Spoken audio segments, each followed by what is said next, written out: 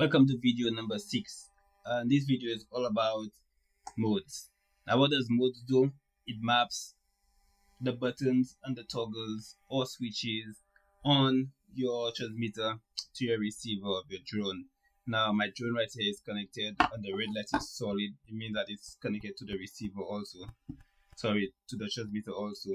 And generally that happens whenever both devices are on. It should automatically connect. Now here on modes, there are different toggles that you can actually activate, like bleeper, arm, and so on. I'm going to go all the way down to preamp, and I'm going to add a range. Now all my switches are off on my transmitter. I'm going to click on range. It's going to be auto. So right now the preamp, I'll have preamp as this button here.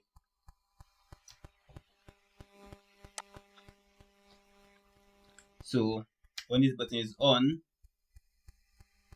at the bottom here, it should be all the way over here. So I'm going to drag this here. So this long bar at the top here, it should be in the on range only. When in the off range, the little line should be in the off range. So my little line is on the on range right now. It's not anymore. So this is my preamp. Preamp is a precautionary so that you do not arm the drone by accident. Arming means to turn on the drone. Now here I have arm. I'm going to add a range. My range will just be this button here. I'm going to click it, and when it's on, it stays on. I drag this there like that, and when it's off, it's no longer there.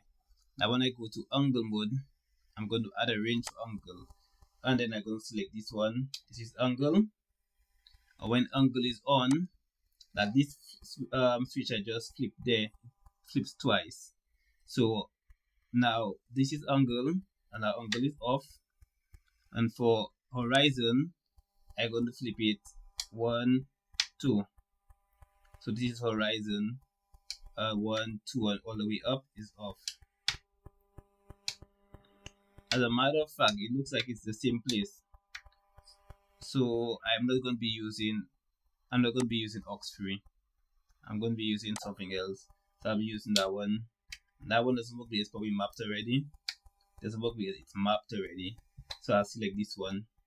So when I select here and hold it down, I'm going to shift it all the way here like that. When I drop it, it's out of the range. And generally that's it. All you do now is click save. So all you have to understand is that all switches should be off, and whenever it's on, it should be in the yellow range. Whenever it's off, it should not be. So that's it for this video. Thanks for watching.